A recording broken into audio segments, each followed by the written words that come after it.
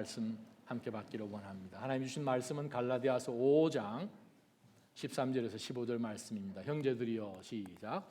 형제들이여, 하나님은 여러분을 부르셔서 자유하게 하셨습니다. 그러나 그 자유를 육체의 만족을 위한 기회로 삼지 말고 도리어 사랑으로 서로 종 노릇하십시오. 왜냐하면 모든 율법이 내 이웃을 내 자신과 같이 사랑하라고 하신 한마디 말씀 안에서 완성되기 때문입니다. 그러나 만일 여러분이 서로 물어 뜯고 삼키면 피차 멸망할 것이니 조심하십시오. 하나님 아버지, 저희들에게 주신 이 말씀, 주신 그 시점부터 완성되기까지 1.1획도 변하지 않을 것을 주여 저희는 믿습니다. 이 하나님의 말씀 앞에 저희 모두가 온전히 아멘으로 화답하며 저희의 삶 가운데서 말씀이 주의 놀라운 역사를 일으키실 수 있도록 믿음으로 반응하는 저희 모두가 되게 하여 주옵소서. 예수님의 이름으로 기도합니다. 아멘. 자리에 앉아주시기 바랍니다. 예루살렘에 조금씩 해가 떠오르기 시작했습니다. 더운 지역이다 보니 오늘도 날씨가 상당히 더울 것 같은 그러한 예상이 들면서 초막절 기간에 예수님께서 아침 일찍 예루살렘으로 올라가셨습니다. 그랬더니 아침 일찍 예배 드리러 온 많은 예배자들이 성전 안으로 들어오는 것을 보시고 예수님께서 자리에 앉으셔서 그들에게 하나님의 말씀을 가르치기 시작하셨습니다. 그제서야 뚫레뚫레 많은 바리새파 사람들과 또 율법학자들이 성전 안으로 들어오기 시작을 했는데 그 무리들 가운데서 아주 그냥 몸이 좀 세 보이는 그런 몇몇 사람들이 정말 한 불쌍한 여인을 그냥 끌고 오는 거예요. 그래서 예수님 앞에 그 여인을 그냥 패대기 치듯이 딱 던져놓고, 선생님, 우리가 간음하다가 이 여인을 발견을 하고 지금 잡아온 간음한 중에 지금 잡혀온 여인입니다. 모세 율법에는 이런 여자는 돌로 쳐 죽이라고 분명히 성경에 기록되어 있는데 선생님은 어떻게 생각하십니까? 그래서 예수님이 그 이야기를 말씀 가르치시는 가운데 들으시다가 아무 말씀 못 하시고 고개를 굽이셔서 바닥에다가 뭐 이렇게 쓰기를 시작하셨습니다. 그러한 가운데서 어색한 정막이 흐르고 잡혀온 이 불쌍한 여인은 울고 있고 그 여인을 향하여서 그냥 질타하는 아주 나쁜 말들을 내뱉으면서 예수님 보고 그냥 득달을 하면서 빨리 대답 좀 해보라고 하는 가운데 아마 예수님 더 이상 참기 어려우셨는지 일어나셨습니다. 일어나셔서 너희들 중에 죄 없는 자가 돌을 먼저 던져라. 그리고 예수님 또 앉으셔서 또 이제 바닥에다 글을 이제 계속 쓰기를 시작하셨습니다. 나이 많은 사람부터 어린 사람에 이르기까지 한 사람 한 사람 좀 이른 아침부터 일어난 이 사건 가운데서 벗어나기 위해서 군중을 벗어나기 시작합니다. 한 사람 두 사람 사라지기 시작해서 급기 아무도 남지 않게 되었습니다. 그 상황을 보시고 예수님이 일어나셔서 그 여인에게 묻습니다. 너를 정죄하는 사람들이 없느냐? 네, 다 떠나갔습니다. 나도 너를 정죄하지 않는다. 그러니 이제는 다시는 가서 들키지 마라. 네 하고 싶은 대로 다 해라. 너 마음이 끄는 대로 다 마음대로 살지만 절대 들켜서 잡혀오지 마라. 가거라. 라고 예수님께서 말씀을 하셨다 그러면 전 이단되는 거죠. 요한복음 8장에 나오는 그 이야기 어떻게 끝납니까? 예수님이 그 여인에게 묻지 않습니까? 너를 정죄하는 사람이 있느냐? 없습니다. 그래, 나도 너를 정죄하지 않는다. 이제 너는 가되 다시는 죄를 짓지 마라 라고 보내셨습니다. 이 여인은 간음하다가 잡혀와서 정말 우리 표현을 하면 죽을 뻔하다가 지금 돌팔매질에서 사형당할 그것을 가까스레 살아남고 자유를 얻었습니다. 바로 그 자유, 오늘 본문 통하여서 우리가 보면서 우리가 우리 스스로 한번 들여다볼 필요가 있는 것이 바로 바울 사도가 우리에게 아주 중요한 메시지를 말씀합니다. 이미 5장 1절에 소개되었던 똑같은 말씀이지요. 그리스도께서 우리를 자유하게 해 주신 것은 자유를 누리기 위한 것입니다. 그렇기 때문에 굳건히 있어서 다시는 율법이라는 그 밑에 안 갇혀서 내 육신으로 하나님의 의를 구하고 육신으로 천국을 가겠다고 하여서 내 육신에게 포커스를 두면서 그러나 본질적인 문제는 해결하지 못하고 내 심령은 속사람을 어떻게 해결하지 못하고 하나님 앞에 의로 얻지도 못하고 그냥 살아가는 내내 율법의 그 무게 위에 갇혀서 그냥 살아가던 우리를 구원해 주신 그 자유를 누려야 한다. 그 자유를 절대 이 율법주의자들한테 뺏겨서 여러분들이 이방인인데도 불구하고 유대 율법주의자들이 와서 여러분들은 할례 받아야 됩니다. 절기를 다 지켜야 됩니다. 음식 똑똑 레위기에서 말씀하는 것처럼 구별해서 정한 음식 먹어야 됩니다. 부정한 음식은 입도 대지 마십시오. 근처도 가지 마십시오. 안식일 날 걸어 다닐 때에 확실하게 여러분이 얼마만큼 걸어야 되는지 생각하고 걸으십시오. 집에서 절대 의자도 옮기지 마십시오. 이런 모든 율법들을 다 함께 지켜야 마치 예수님께서 십자가 죽으신 그 구원이 모자라기 때문에 거기에 보탬이 되어서 2% 부족한 것을 여러분이 메울 수 있을 것입니다 라고 했을 것 같은 율법주의자들의 거짓을 바울사도가 오늘 5장 1절에서 이미 이야기한 내용을 13절에 바울사도가 다시 한번 이야기를 합니다. 형제들이여, 하나님은 여러분을 부르셔서 자유하게 하셨습니다. 그럼 우리가 오늘 이 말씀에 다시 한번 우리가 생각하고 있는 자유가 무엇인지를 한번 봐야 되죠. 왜냐하면 하나님께서 우리 가운데 주신 그 자유는 우리가 생각하는 자유와 좀 틀리다는 거죠. 우리가 생각하는 자유는 무엇입니까? 내가 하고 싶은 거 다 하는 거죠. 내가 원하는 것, 내가 원하는 때에 내가 얼마만큼 하는 건 내가 더 결정하고 누구도 나에게 제약을 가지 아니하고 누구도 나에게 이건 아닙니다라고 할 수 없는 정말 프리한 바로 그 자유가 그거 진짜 자유 아닙니까? 라고 하는데 예수님께서는 그 여인 이제 자유를 얻게 된 여인 예수님께서도 정죄하지 아니하시느니 바로 그 여인에게 예수님은 말씀하시기를 다시는 죄를 짓지 말라, 죄에 사로잡히지 말라 그 말씀을 하셨다는 것이지요. 자유가 무엇입니까? 내가 하고 싶은 것, 내가 원하는 것 내가 할 때 다 하는 그것이 자유인가요? 그건 방종이죠. 그건 자유가 아니죠. 진정한 자유는 무엇입니까? 해야 할 것을 하는 것이고 하지 말아야 할 것을 하지 않는 자유입니다. 아주 유명한 신학자이기도 했고 미국에서 여기서 별로 떨어지지 않는 스프링필드에서 태어나시고 조나탄 에드워즈와 같이 신학 공부하셨던 아주 유명한 목사님이 한 분 계시죠. 세뮤얼 홉킨스라는 그 목사님이 쓰신 재미난 글 가운데 이런 글이 있습니다.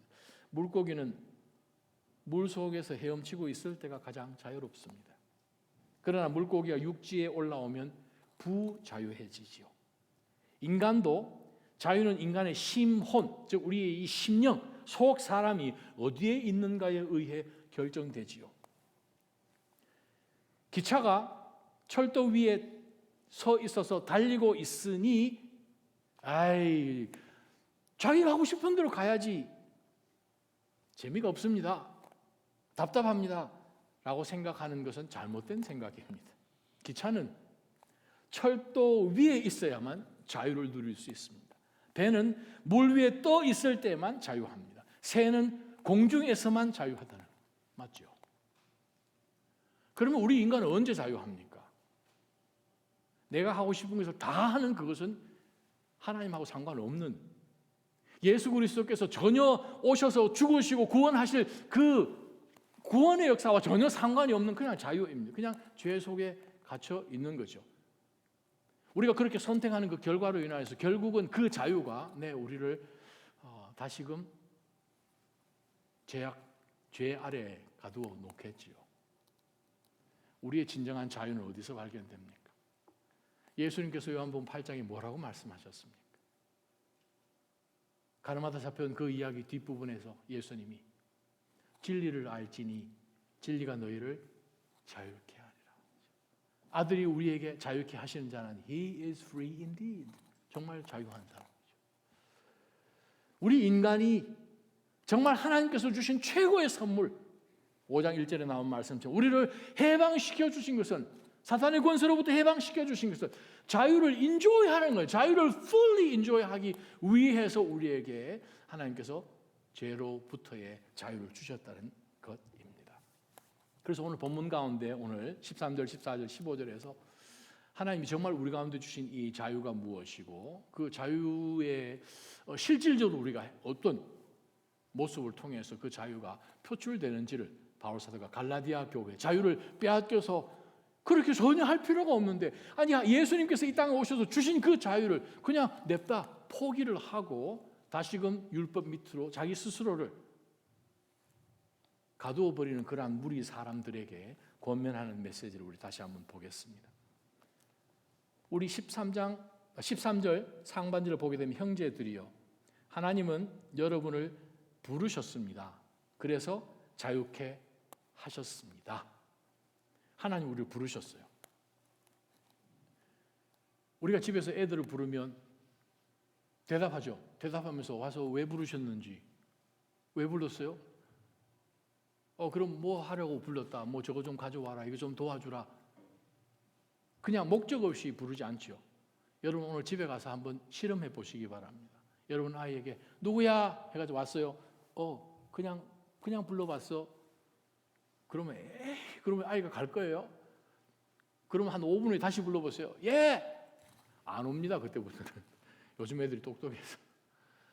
하나님이 우리를 부르셨다는 것은 어떤 목적을 갖고 부르셨다는 것이죠. 어디로부터? 우리가 있는 그곳으로부터 불러오죠. 저와 여러분은 부르심을 받은 사람입니다. 교회라는 그 헬라어 단어가 에클레시아, out of, 갈레오, 불렀다는 거죠. 우리가 이게 자유인 줄 알고 그냥 사탄에게 속아서 그냥 하나님의 그 저주의 심판대로 그냥 끌려가고 있는, 정말 우리의 이 아무것도 알지 못하는 그냥 이 죄에 속해 있던 우리를 부르셔서 사망에서 생명으로 옮겨 주셨지 않습니까? 그래서 다시 한번 바울 사도가 저들에게 분명하게 이야기하는 것은 하나님께서 불러주신, 하나님 우리 가운데 주신 이 자유라는 것은 방향성이 있다는 거예요. 우리의 삶에 있어서 자유라는 것은 내가 하고 싶은 모든 방향을 향하여서 내가 선택하고 내가 하고 방법을 취하는 그것은 하나님 앞에서의 불순종인 것이죠. 자유는 방향성이 있습니다. 그래서 하나님께서는 우리를 부르셨습니다.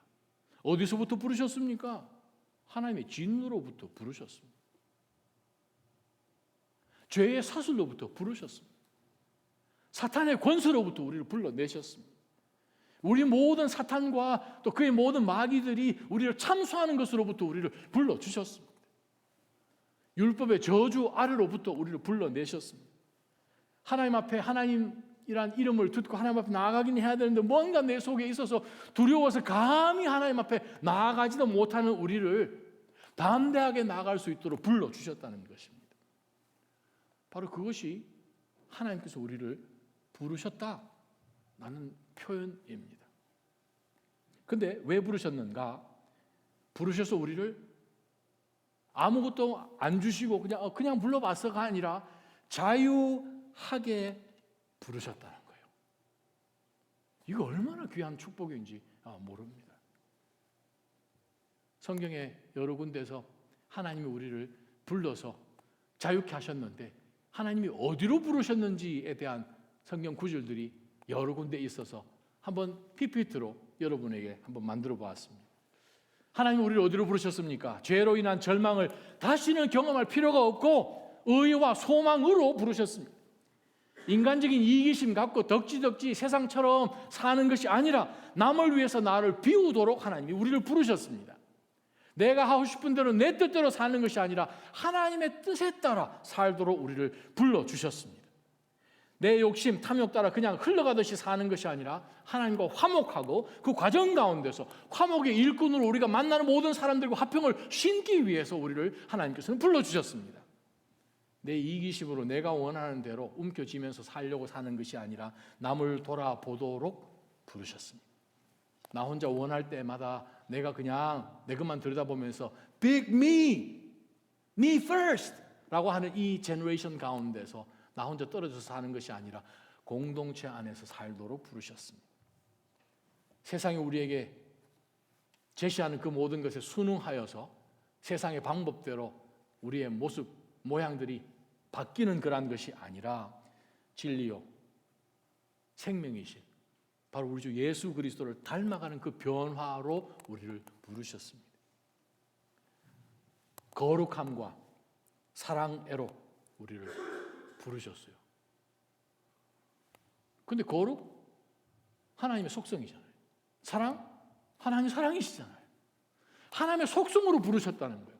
우리를 하나님의 자녀로 삼으셨기 때문에 이제는 더 이상 죄의 자녀로, 사탄의 자녀로 사는 것이 아니라 하나님의 자녀가 되었으니 응당 하나님 닮아가는 것밖에요.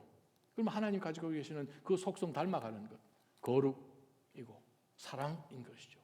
그 방향으로 하나님 우리를 부르셨음을 바울 사도는 오늘 우리에게 분명히 말씀하십니다. 우리의 자유를 세상이 주장하는 자유 혼돈하지 마시기를 축원합니다. 두 번째 말씀을 보게 되면 13절 하반절부터 보니까 우리로 하여금 자유케 하셨으니 so what? 이라는 표현이 되죠. 그 다음에 나오는 것이 명령문입니다. 바울 사도가 서신 가운데서 가끔 아주 중요한 메시지를 그냥 권면하면서 스테이트먼트로 주지 아니하고 imperative죠. 명령이죠. command로 줬다는 거예요. 이건 내가 하고 싶으면 하고 하기 싫으면 안 하는 것이 아니라 반드시 해야 되는, 안 하면 불순종이 되는 명령으로 주셨습니다. 그게 뭔가 하면 그러나 그 자유를 육체의 만족을 위한 기회로 삼지 말고 도리어 사랑으로 서로 종 노릇 하십시오. 그 이유는 모든 율법이 내 이웃을 내 자신과 같이 사랑하라고 하신 이 한마디 말씀 안에 완성되기 때문입니다. 그렇지만 만일 여러분이 그 자유를 사랑으로 섬기는 것으로 하지 아니하고 그래도 여전히 내가 중심이 되어서 살아가면 서로 물어뜯고 삼키게 되어서 결국은 다 망하는 결과가 있으니 그리스도인들이여 조심하십시오 라는 말씀으로 오늘 본문이 끝납니다. 우리가 요즘 마가복음을 묵상하고 있습니다. 마가복음은 정말 컨덴스되어 있는 복음서이기도 하죠. 특별히 그 복음서 가운데서 예수님께서 마지막 일주일이 마가복음 전체의 2분의 1이에요.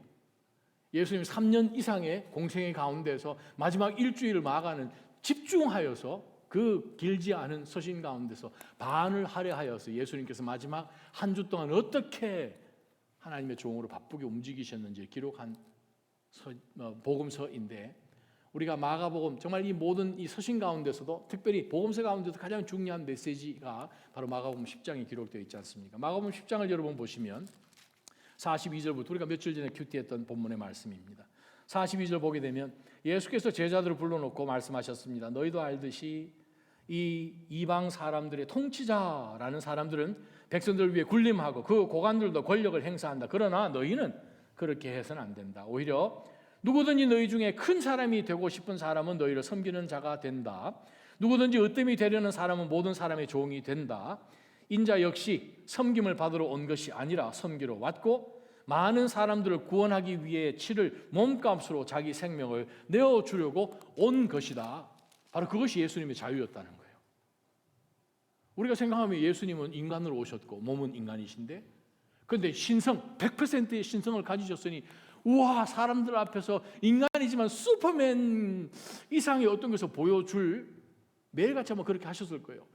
공중부양 늘 하시고 밥 먹을 때는 뭐 360도 돌아서 식사하시고 아니면 식사도 그냥 산 위에서 그냥 송아지가 지나가면서 스테이크가 변하고 뭐 이렇게 되겠죠.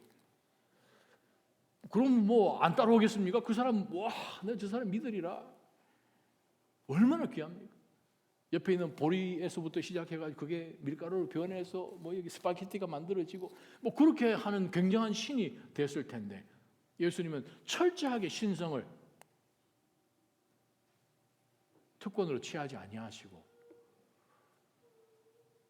하실 수 있음에도 불구하고 근데 그 자유가 아버지의 뜻이 아니기 때문에 본인은 그 땅 가운데 목적을 갖고 막연성을 갖고 이 땅 가운데 보내셨기 때문에 십자가에 죽기까지 순종하시는 그 모습이 바로 예수님께서 자기의 미션 스테이트먼트처럼 마가복음 10장에 주셨지 않습니까? 그러면 우리는 어떻게 살아야 하는가? 13절부터 14절까지 말씀 보면 쉽습니다. 하나님이 우리 가운데 자유를 주시면 예수님 닮아가라는 거죠. 이전에 살던 나의 모습 이거는 별 것 없는 거고 예수 그리스도를 즉 하나님의 본체이신 예수 그리스도를 닮아가는 바로 그 자유로 우리를 부르셨음을 바울 사도는 우리에게 분명히 말씀합니다. 뭐라고 이야기합니까? 그 자유를 예전에 예수 그리스도를 몰랐던 아니 하나님 앞에 더 헌신하지 못하고 그냥 아직도 양다리 걸치고 사는 그러한 모습 가운데서 자유를 육체의 만족을 위한 기회로 삼지 말고 도리어 사랑으로 서로 종노릇하는 기회로 삼으십시오. 그 표현이잖아요. 자, 여기서 재미나는 단어가 하나 나옵니다. 자, 여기서 등장하는 기회. 아포르메라는 그 단어는 군대 용어입니다. 언제 쓸 때 사용하는 단어인가? 군대가 전투가 붙었는데 이 상대방 적진을 무너뜨리기 위해서 볼 때에 여기가 가장 전술적으로 가장 좋은 진지다, 장소다. vantage point 번역하게 되면 바로 그 장소에 이 사단 본부를 만들어 가지고 거기서부터 적을 공격하는 요 본부가 있는 자리 이 뜻입니다. 그 말은 하나님께서 우리 가운데 육체를 통하여서 예전에 살던 그러한 육체의 소용이 되어서 내 육체가 원하는 그러한 모든 것을 만끽하기 위해서 내 육체를 즐기기 위한 벤티지 포인트처럼 사용하는 것이 아니라 사단이 우리를 공격해서 우리가 육으로 빠지려고 하는 바로 그 모든 것을 차단하고 다시 한번 여기서부터 전세를 바꾸는 여기서부터 하나님이 새로운 역사를 만들어내는 그 영적 전투 가운데서 승기를 잡는 기회로 삼으라는 거예요. 뭐를? 육체를. 그럼 어떻게? 사랑으로 종노릇 하십시오. 여러분 종노릇 하면 그게 자유합니까? 우리가 생각할 때 목사님 오늘 설교가 좀 이상하시네. 아니 누가 자유합니까? 주인이 자유하죠. 종 많은 주인이 가만히 있어도 발 닦아라, 밥 가져와라, 저기 문 닫아라, 필요한 모든 것을 그냥 손가락 하나를 까딱 하든지 버튼 누른 사람 따로 있겠죠 또. 그게 자유 아닙니까? 근데 오늘 성경은 사랑으로 서로 종노릇 하십시오. 사랑, 예수님이 이 땅 가운데 사랑이 뭔지를 보여주셨습니다. 요한복음 13장. 죽기까지 사랑하셨습니다. 가룟 유다까지 사랑하셨습니다. 가룟 유다 발까지 씻기셨어요. 마지막 식사하는 자리에서 제일 먼저 쌀을 만들어서 성만찬 가운데서 가룟 유다에게 제일 먼저 줬잖아요. 제일 먼저 주인이 쌀을 만들어서 제일 먼저 주는, 지금도 유대인들 유월절 만찬할 때 제일 먼저 주는 사람이 그 가정에서 가장 사랑받고 가장 존귀한 사람을 또 혹은 게스트가 있을 때 가장 귀한 그 손님에게 제일 먼저 싸주는 것이 유월절 만찬의 쌀이거든요. 그러고 난 다음에 이제 all you can eat 이렇게 되는 거죠. 죽기까지 사랑하는 그 예수 그리스도의 그 사랑이요. 그러면서 종노릇 하라고 말씀하십니다. 서로 섬기라고 말씀합니다. 서로 섬기는 것이 자유하다는 거예요. 이해가 안 되잖아요. 우리는 지금도 나를 섬겨라, 이리 오너라 그렇게 하고 싶은데 교인이가 그렇게는 못하고. 근데 성경은 뭐라고 말씀하십니까? 사랑으로 나를 쳐서 종노릇 하게 섬기는 바로 그 일로 우리의 자유를 사용하라는 거예요. 누가 그렇게 했는가? 예수님이 그렇게 하셨거든요.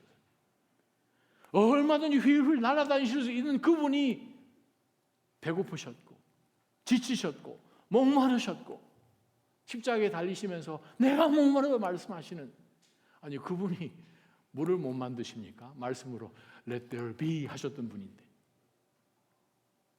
예수님께서 인간의 육신으로 할 수 있는 모든 것을 예수님은 철저하게 이기시고 육신을 가지셨지만 히브리서 4장 말씀 죄를 전혀 짓지 않으신 모든 율법을 다 육신 가지고도 성취하셨던, 단 하나의 죄도 없으셨던 그 예수 그리스도께서 우리에게 보여주신 하이라이트가 무엇입니까?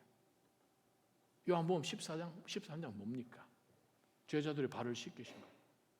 그러면서 예수님이 수건을 두르시고 발 다 씻기고 난 다음에 자리에 앉으시고 너희들 보았지? 라고 말씀하시지 않습니까? 그러면서 예수님이 귀한 선포를 하시죠. 너희들에게 새 계명을 준다. 새 계명이 뭡니까? 서로 사랑하라. 예수님 그 서로 사랑하는 말씀 구약에 있는 말씀인데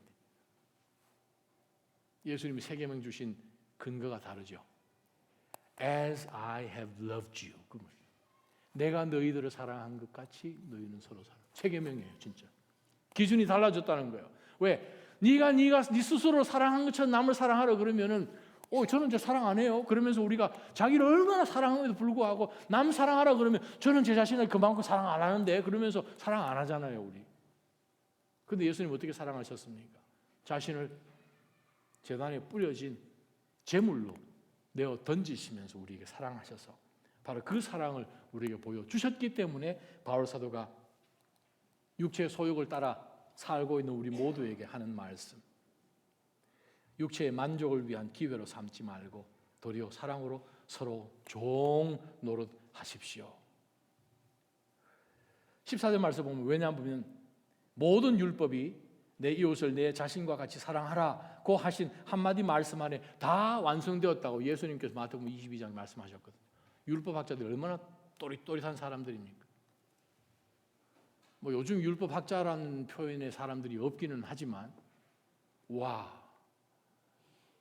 만약 우리 보고 시편 79편이 무슨 내용입니까? 그러면 저희 목회자들도 한참 생각해 봐야 돼. 어떨 때 모를 때 더 많죠.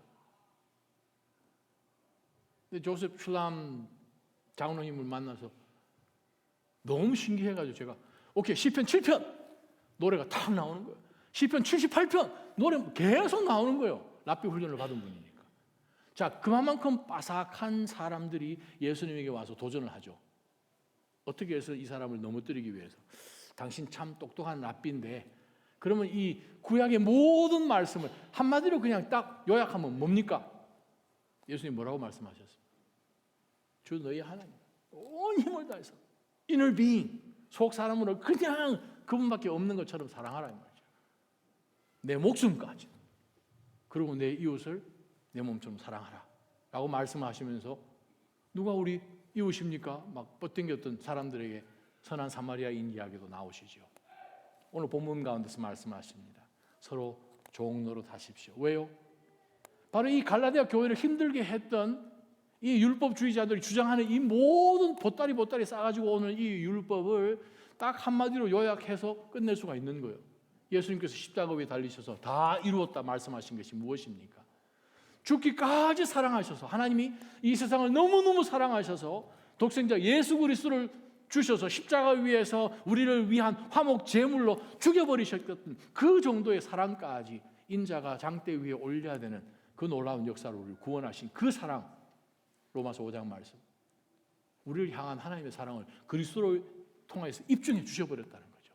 바로 그 그리스도의 사랑으로 인하여서 우리가 자유함을 얻었으면 그리스도께서 그렇게 사셨던 모습을 보면서 우리의 자유의 방향이 서로 섬기는 모습으로 나가라.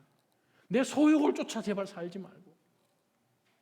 사랑하는 친구가 한국에서 목회를 하는데 팬데믹 기간 가운데 많이 어려웠지 않습니까? 그래서 젊은 이 성도들, 리더들 되는 사람들 모아서 이제 줌으로 그 당시 이제 한참 이제 성경 공부도 하고 막 그렇게 하는데 이 젊은 분들에게 좀 이 도전이 되기 위하여서 그 교회에 있는 어느 장로님 한 분을 이제 줌에 이제 요청을 해서 장로님 우리 젊은 사람들 좀 도전해 주십시오.